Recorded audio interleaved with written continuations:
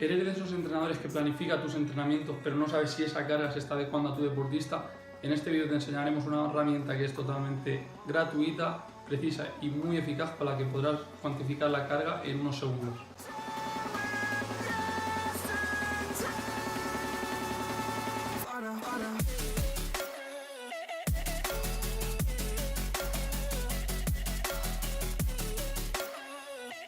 Bienvenidos a un nuevo vídeo. En el día de hoy hablaremos sobre el RPE o percepción subjetiva del esfuerzo.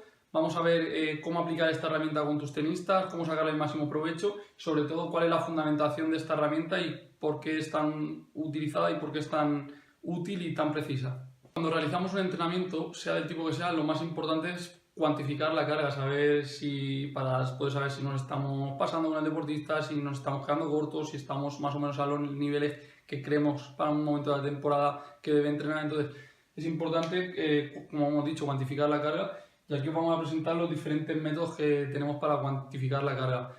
En primer lugar tendríamos los cuestionarios retrospectivos. El tenista en este caso tendría que rellenar el cuestionario después del entrenamiento sobre unas preguntas que nosotros hemos tenido que elaborar. Es más laborioso por nuestra parte, tenemos que afinar mucho las preguntas porque si no estas pueden ser mal interpretadas.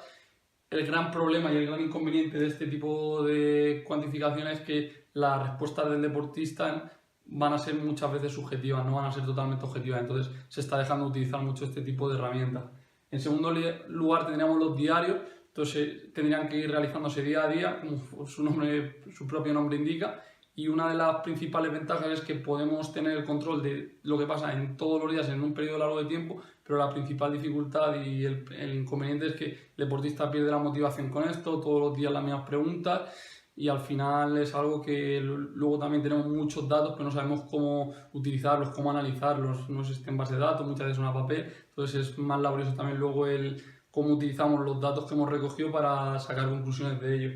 En tercer lugar tendríamos la observación directa o el ojo clínico, como se denomina también, que al final es lo que el entrenador en este caso percibe de su deportista. Lo bueno de este método es que ya no es subjetivo por parte del deportista, lo que se observa por parte del deportista ya no hay nada, simplemente aquí lo que entraría en juego sería un poco la subjetividad del entrenador, el cómo él interpreta lo que está realizando su tenista o de qué manera lo está realizando. Este está muy bien, sobre todo para comparar varios deportistas, porque aunque sea subjetivo, vas a ser subjetivo con los dos y sí que podrás ver cómo se está adaptando uno u otro deportista. Y por último tendríamos la manera más precisa y la más científica, que sería la monitorización fisiológica, que sería el medir diferentes variables o diferentes parámetros como sería la frecuencia cardíaca, ácido láctico, consumo máximo de oxígeno. El problema de esta es que son métodos invasivos, necesitamos un instrumental que es bastante caro, no todo el mundo lo puede aplicar, es difícil de saber cómo esos datos los interpreto y les saco partido para el entrenamiento. Entonces es la más útil, pero es la que menos llegamos los entrenadores de a pie. Una vez que tenemos claro cuáles son los tipos de cuantificación que podemos realizar, tenemos que saber qué tipo de cargas vamos a medir. En este caso, cuando tratamos con un deportista, podemos medir dos tipos de carga, la carga interna o la carga externa. La carga externa es lo que percibimos simplemente. Número de bolas, tiempo del ejercicio, número de series que hace un ejercicio, descanso entre series, cuánto tiempo tardan en recoger. O sea, es simplemente anotar las cantidades. Sería por tanto el aspecto cuantitativo, que estaría más relacionado con el volumen. Y en segundo lugar tendríamos la carga interna, que sería las sensaciones que a nivel psicológico y fisiológico está sintiendo el deportista. Es al final lo que nos interesa, sobre todo para conocer el aspecto cualitativo del entrenamiento o relacionado con la intensidad. Aquí, por ejemplo, mediríamos las velocidades de golpeo, intensidad de golpeo, intensidad de los desplazamientos, velocidad de desplazamientos. Mediríamos también la frecuencia cardíaca si tuviéramos una banda de frecuencia cardíaca, ácido láctico si disponemos de aparato. En cuanto al RP, esta estaría englobada dentro de este último tipo de carga, dentro de la carga interna, y el RP por tanto mediría la percepción subjetiva que está teniendo el deportista del estrés o de fatiga ante un determinado ejercicio físico. En cuanto a la escala RP, fue propuesta por Born en el año 1962. Inicialmente fue una escala que fue desde el valor 6 hasta el valor 20, en el que el deportista tiene que responder a la pregunta ¿cómo de duro te está resultando el entrenamiento? La razón era porque se asimilaba a la frecuencia cardíaca. Entonces 6 era una situación de reposo, que son unas 60 pulsaciones por minuto, hasta una situación de esfuerzo máximo que estaríamos rondando las 200. Posteriormente, para una mayor compresión y mayor facilidad, sobre todo por deportistas jóvenes, se pasó a una escala en el año 1982 en la que se redujo de 0 a 10, que es una escala que estamos mucho más habituados a utilizar y genera menos problemas, sobre todo en jóvenes deportistas. La principal razón por la que esta escala ha sido tan utilizada y es científicamente validada y es súper útil es porque se demostró que la puntuación que un deportista daba en esta escala en un determinado entrenamiento correlacionaba con los parámetros fisiológicos. Se medía, por ejemplo, un ejercicio muy intenso, el jugador iba a lo mejor a 180 pulsaciones y daba valores, pues eso, de 16, 17, 18, 17, 18 en la escala RP.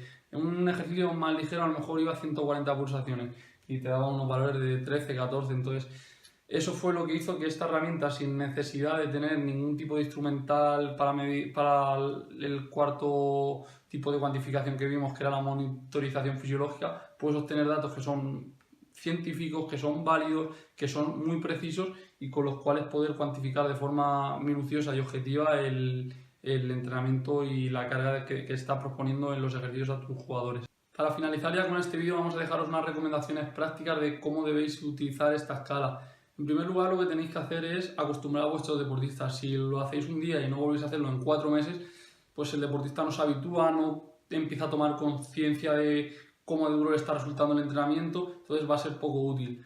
Eso en primer lugar. En segundo lugar, sobre todo en deportistas jóvenes, niños de 10, 12, 13 años, se creen que cuando les estamos haciendo la pregunta y tienen que rellenarnos cómo duro está siendo el entrenamiento, lo que tienen que hacer es que lo que tú esperas es que digan que están muy cansados, entonces van a tender a dar valores muy altos. Entonces lo que tenemos que decirles es que esto no es para ponerles nota, que no vamos a juzgarles en función a la nota, simplemente es para saber cómo de duro, que incluso les podemos decir, si dais un valor que porque creemos que si ves más alto es mejor y nosotros creemos que no, esto no sirve de nada, sabemos que es peor y os lo vamos a decir, ¿sabes? Indicarles y guiarles hacia cómo tienen que utilizar esta herramienta y cómo tienen que darnos los datos. En tercer lugar, y que es muy importante, no podemos realizar esta actividad justo al acabar el entrenamiento. O sea, si imaginaos, acabamos con un ejercicio durísimo y llegas y le preguntas ¿cómo de duro ha sido del 1 al 10? 11. Al final no tiene sentido, tenemos que esperar unos 15-20 minutos que después de estirar, que el jugador ya haya hecho la vuelta a la calma, esté tranquilo y hay que la rellenen. Mi consejo es utilizar siempre la escala del 0 al 10, es igualmente útil como la del 6 al 20 y sobre todo, como hemos dicho, para jugadores jóvenes va a ser mucho más eficaz y mucho más intuitiva. También podéis conseguir en internet algunas escalas que además de los valores 0 a 10 tienen iconitos con las caras de sonriente, de más cansado, o sea, tienen diferentes emoticonos que es muy visual, sobre todo para niños pequeños, para empezar a utilizarla. Bueno, hasta aquí este vídeo, esperamos que os haya sido de ayuda. Si queréis profundizar más sobre el tema, la información que hemos sacado fue de un artículo que publiqué en la revista de Coach de la Federación Española de Tenis en 2018, recientemente. Ahí tenéis toda la bibliografía y podéis profundizar mucho más. Y nada, esperamos que os haya sido de ayuda, que dejadnos en los comentarios cualquier cosita y nos vemos en los próximos vídeos y no olvidéis suscribiros. Hasta luego.